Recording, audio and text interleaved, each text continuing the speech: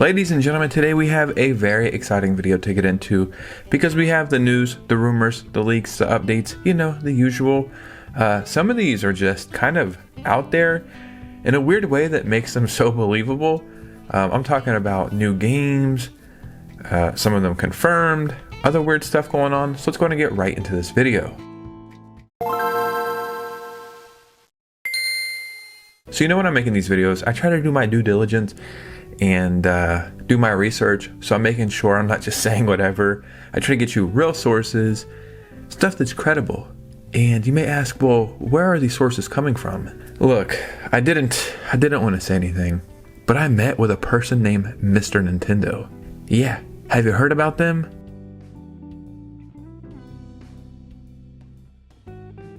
This is 100% factual. This really happened. So those are where my sources come from. So just calm down. We have a very exciting video today, though.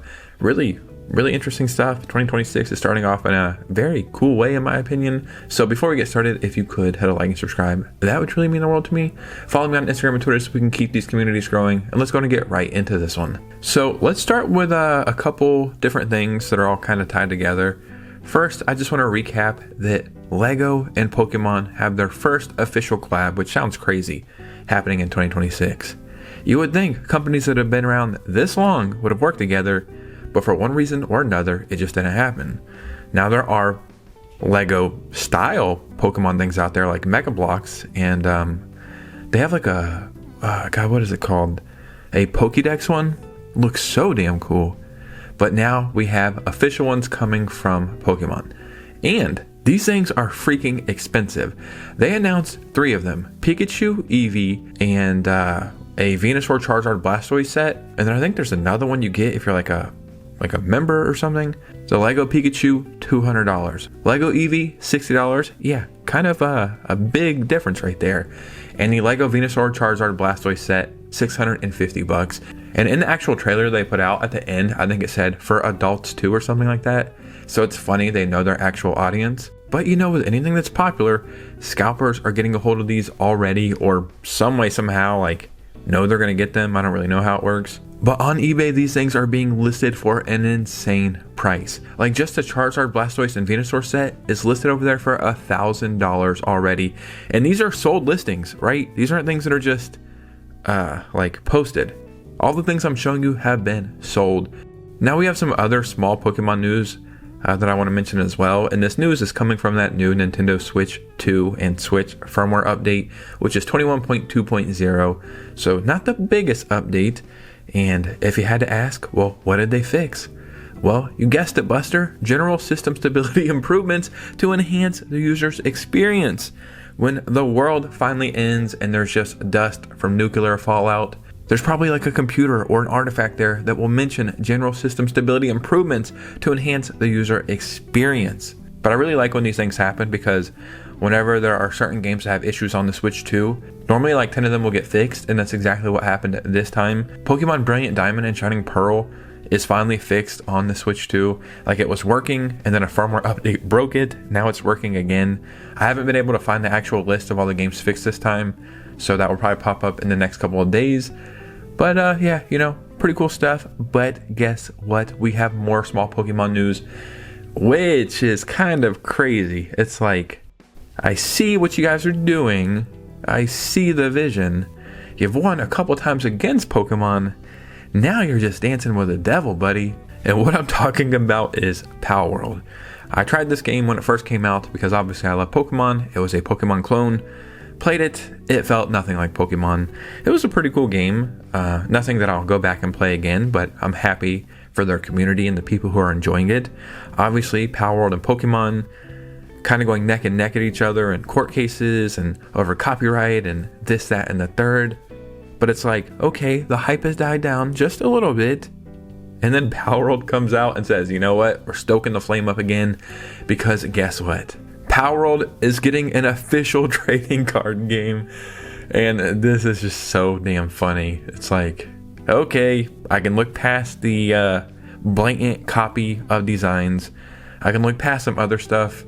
Yeah, like, Pokemon didn't invent the trading card game genre, but I just feel like it's it's like obviously targeting a certain audience, so I'm very curious how this will play out. Hopefully Palworld succeeds, and then Pokemon might take some of their ideas, because they could definitely use it, but this is so freaking funny to me.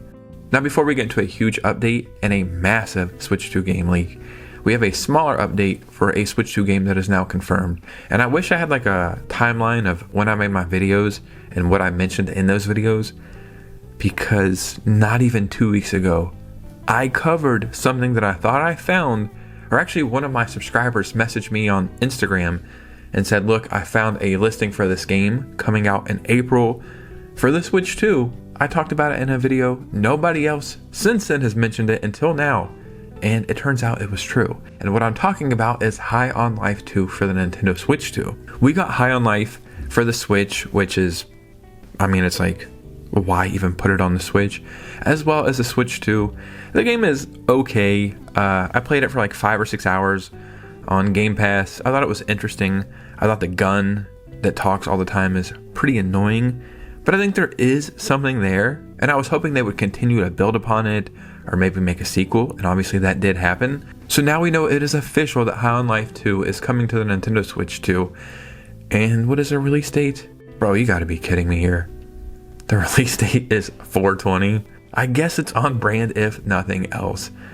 This is a game key card, big shocker there.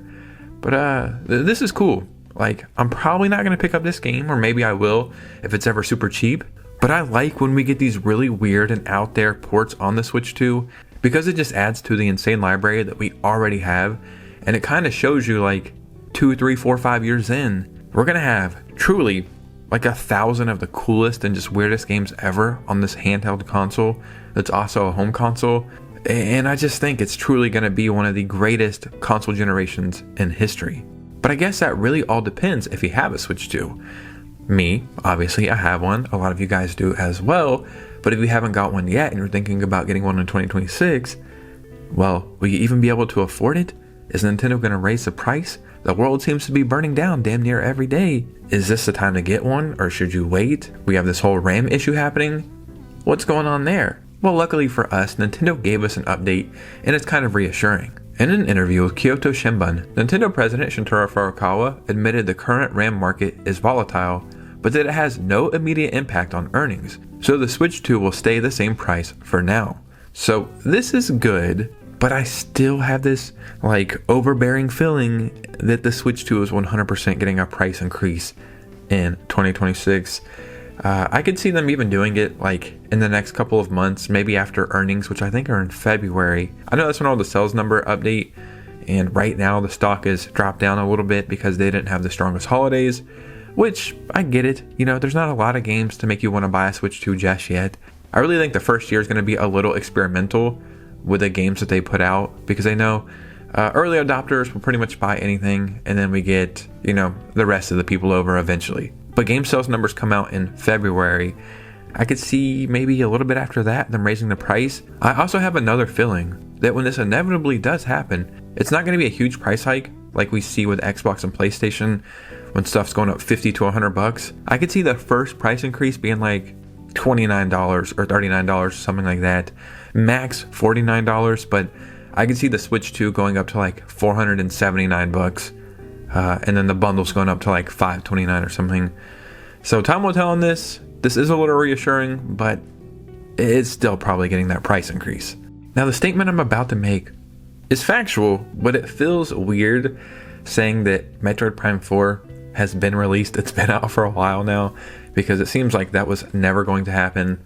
I did not pick the game up. I played for a few hours at a family member's house, thought, it's cool. I just don't really care that much. I'm not the biggest Metroid fan, but I am happy the game is out, right? But I have to ask myself, what is the future of Metroid? Because are they going to continue Metroid Prime series? I do think so. I think we'll probably get Metroid Prime 5 and 6, and honestly, that will probably be the end of the Metroid Prime series. But where Metroid is strongest, at least in my opinion, and probably a lot of yours as well, is 2D Metroid, right? Metroid Dread, smash hit, one of the best Switch games ever, one of the best Metroidvanias ever.